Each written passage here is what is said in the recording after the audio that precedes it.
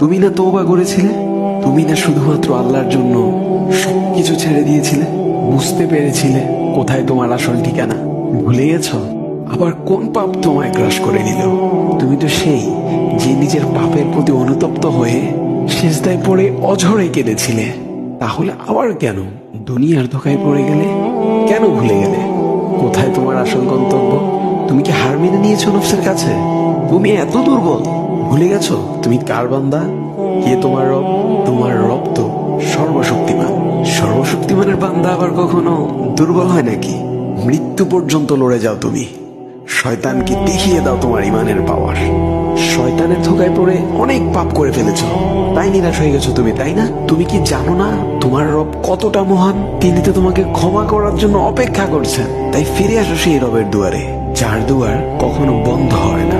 ভিডিওটি ভালো লাগলে একটি শেয়ার করে দিবেন, হয়তোবা আপনার একটি শেয়ারও কারো হেদায়েতের উসিলা বনে যাবে।